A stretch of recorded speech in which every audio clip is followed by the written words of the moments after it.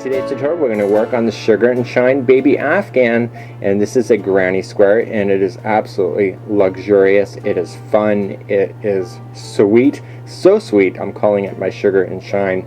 Now I've decided to use, me, if you know me well, I don't like to switch brands off when I'm doing projects, but I'm actually using two different brands of Bernat yarn. I decided to go with the Bernat's Baby Coordinate here, and obviously you can change colors to whatever suits the sex of your baby. And what you can do is that this yarn here provides such a soft and shimmering glow to it that this is why I'm calling it my Sugar and Shine Afghan. I also decided to really top up the softness with using the Bernat satin yarn, and I'm using 3 colors altogether. You can use more, you can use less. If you're going to do this, I'd recommend 6 balls altogether, so maybe get 2, 2, and 2. And now let's get you started on this. You're also going to need a 4.5mm crochet hook or a size G, whatever you prefer. So now let's get started on the Sugar and Shine Baby Granny Square Afghan. So now let's get started and create a slip knot. Now you'll notice in the original picture that I provided that we started off with the pink baby coordinates first. I'm going to start off with the satin with this one. It doesn't matter which one you want to start with. You're the artist, you choose what works for you. I want you now to chain 4. This does not count as 1. So 1, 2, 3, and 4. We need to create a loop for the very center, so for people that don't know how to do a granny square, this is a great tutorial for that. Just put it into the starting one and just grab the material and just pull it through and through. Okay, and now we have a ring. So here's the straggler, and I want you to put it and squeeze it with the one side of the ring. Okay, and now I want you to chain up 3. So 1, 2, and 3, and I want you to now come down into the center of the ring that you see underneath. So wrap in the material, and I want you to double crochet 2 times there. So grab it, pull it through, and through. So double crochet. Let's review. Grab the material, go through the center of the loop of the ring. See how the straggler is on top? That's going to get trapped in a position. Pull through 2 and 2. Okay, and there's other dedicated double crochet tutorials available online if you're interested in that further. So let's chain 2, 1 and 2. Let's go back to the center of the ring for another 3 double crochet.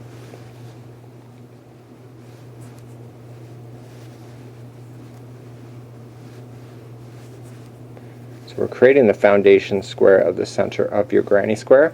And now we're ready to turn a corner. Every time we turn a corner in this project, it's always chain 2. So 1 and 2. And how do you know you're changing corner? Because I'm telling you to. That's as simple as it gets, folks. So so let's do 3 double crochet in a row again. Usually most granny squares, it's always chaining a 2 when you hit a corner. So we're hitting another corner. So you got one side, second, third. So 1 and 2, and now let's do it 3 double crochets again into the center of the ring.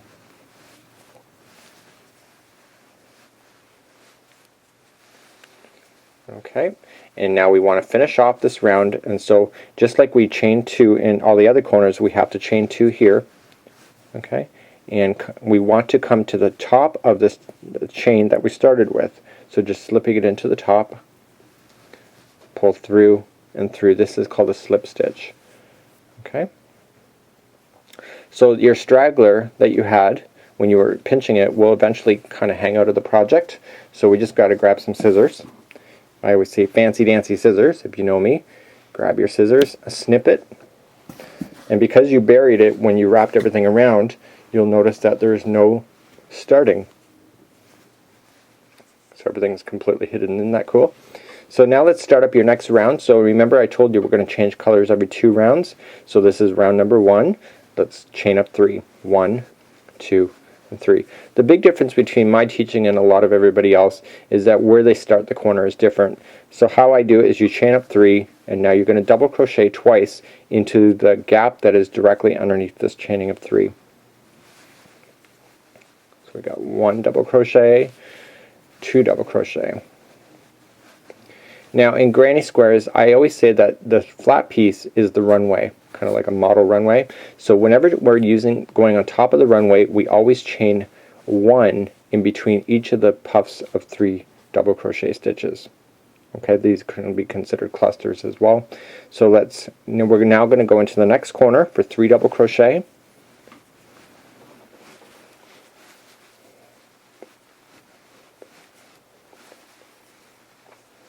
Okay, we're turning the corner, so you remember what my rule was? We chain 2. So to turn a corner now, we have to come back into where this is originating and now put 3 more double crochets into that same spot.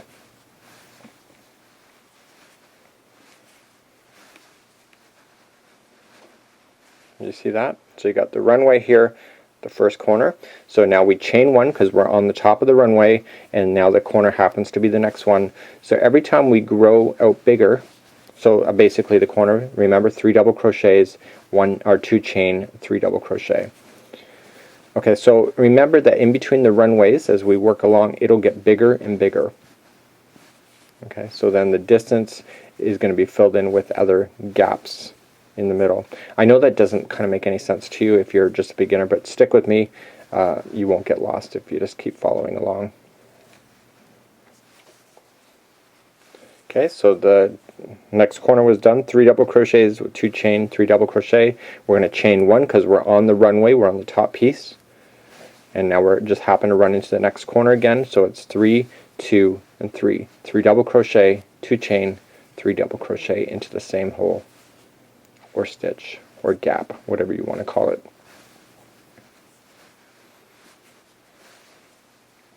You'll find that this project goes super fast when you're working with it, and it's one of those desirable kind of projects. We're now on the runway. We're going to chain 1, and remember when we started we chained 3, we 2 double crochets, so we're now going to finish this corner when we come back to it, which is right now, and we're going to put in 3 double crochet again. So when we started, we're actually starting with the partial of a corner, and we now need to join it back up, so we chain 2. Okay, and now we want to slip stitch to the top of the chain that we started with. Okay, so just stick your hook in, pull it through, and pull through.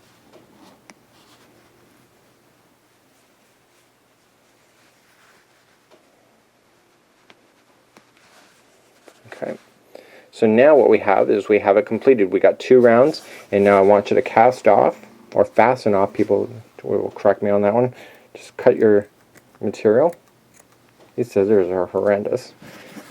I think Daniel was cutting wire with those. So now just with this string here, I want you to grab it and pull it through that loop again, and now pull snug.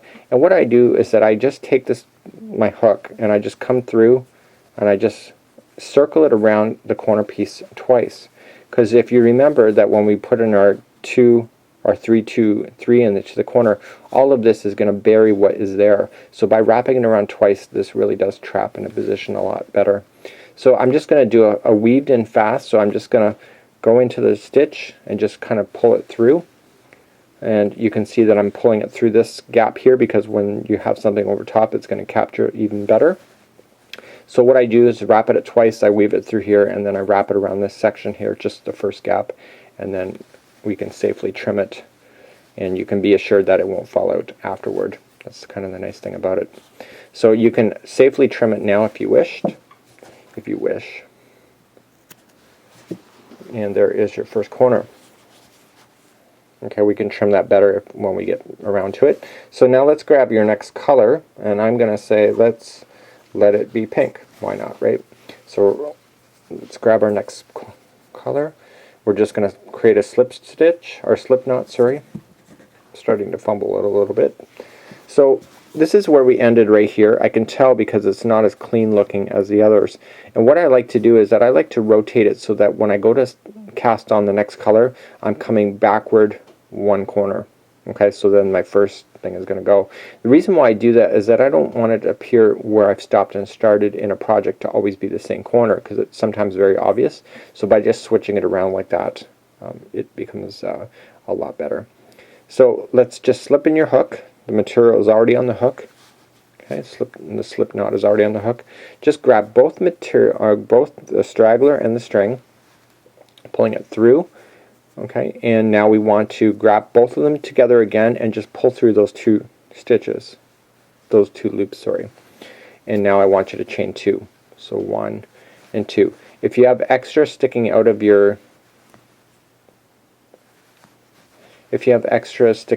the bottom here, you can just safely trim that. And now we're going to start this round. So to start this round, you just want to do 2 more double crochets because this counts as one of them.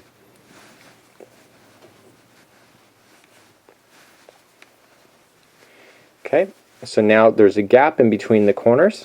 So to do the runway here, you remember it's chain 1, and now we go into the next gap by putting 3 double crochets into the spot.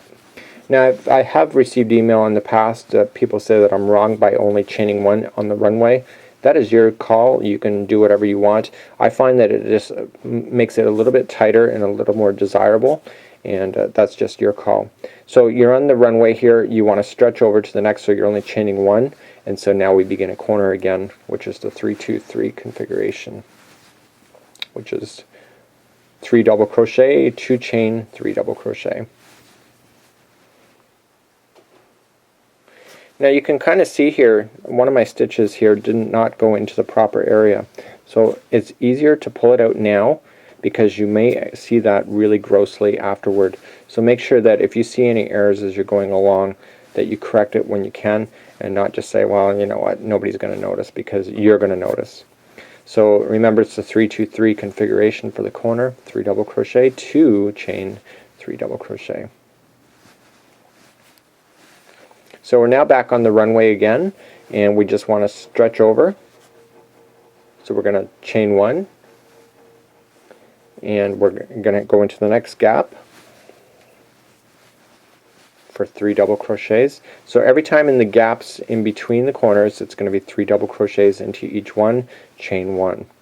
Okay, so we're chaining 1 and we're back on the next corner.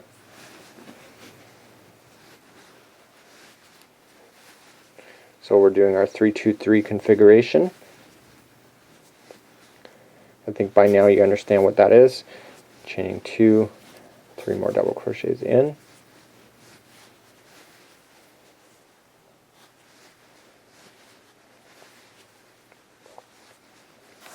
Okay, chain 1 and 3 more double crochets in. Now don't limit your creativity to exactly what you see. I'm just changing colors every 2 lines. I find that to be adequate, but if you want to change it every line, you can. If you want to not change it at all and make it a solid piece, you can do that as well.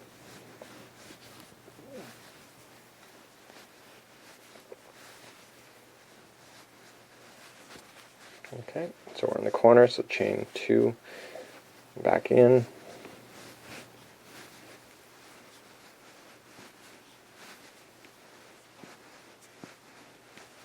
Okay, and back on the runway again, and we're in between.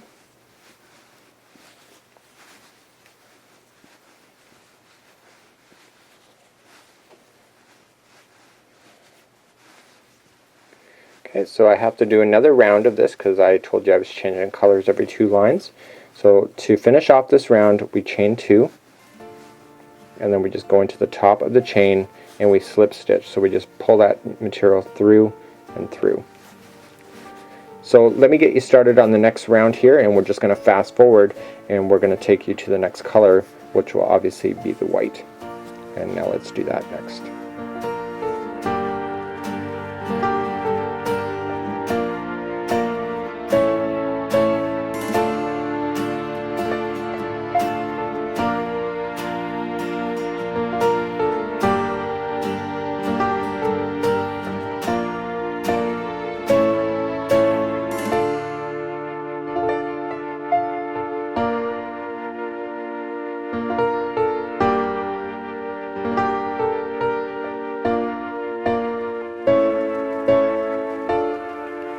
So we're now at the very end and we're ready to cast off, so I'm going to chain 2 because we're going to finish off this round, and we want to pull this material through and through like a slip stitch. Like a slip stitch, it is a slip stitch.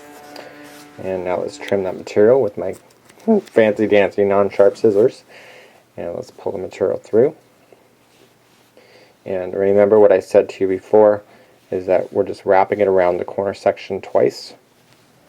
And I'm just going to put it through the one section here, the one stitch. You're going to wrap it around this gap here. I'm going to pull it through. So I'm just kind of like pulling it through the stitches. And basically you're relying on the next layer to really tighten that in, and you can safely trim that if you wish at this point. So let's grab your next color, and this is the final color for me today, and it will be white. Create a slip knot, grab your hook, put it on, and remember what I told you, this is where we finished off here. I can just visually tell because I've been crocheting so long, but you can see it kind of looks different. So I'm going to come to the corner that's over here to start off with, and I just want to slip in the hook. Okay, grabbing both the straggler and the yarn piece, throw it over and through, so you'll now have two loops, grabbing both again and just pulling it through. In this case, unlike the last one, I have a little bit left over, which is cool. I can deal with that. So let's chain up 2, 1 and 2, and when we come in, if you have extra left over, just make sure you wrap around it so you come underneath for 2 double crochet like we normally would on a corner, and just make sure you come around it. You don't want to color bleed, so you don't want to drag it and then capture it again, because you want every line to be very unique in color. So I'm going to trim it at this point. I can safely do that because of the way that I did it. And now we're on the runway, so remember what we've taught you before, chain 1. Okay, and we're in the runway, so we put in 3 double crochets into each one of the gaps.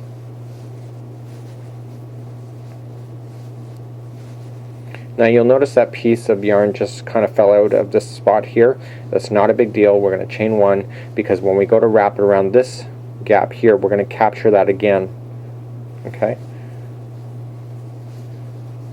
And it's really going to tie it kind of permanently into position there. So that's one thing I like about crochet. It's very versatile when you want to. So let's chain 1. I got a viewer response from a lady saying that, you know, I should never film if I'm going to be making errors within the videos, and I think part of the errors is exactly what viewers would end up with. What happens when you do this? How can you fake that? You know, for most of us, you know, we can try to get 100% crochet projects off the ground, but sometimes it's just sometimes you got to know when to fake it and how to fake it, so nobody even knows it's there unless you do itself. So we're in the corner. It's a 3-2-3 configuration. We're chaining 1 and going into each one of the gaps and making sure we chain 1 in between the gaps. Okay, so this is how you would be able to grow this. So I would just do another layer of white on this, and then I would change the color again, go back to blue for 2, and then back to the pink, and etc. And this is exactly how you will do.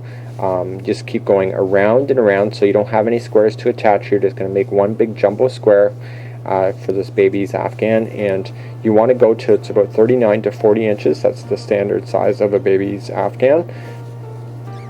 You may find it will only take you about 6 to 8 hours, depending on your speed and your yarn that you chose.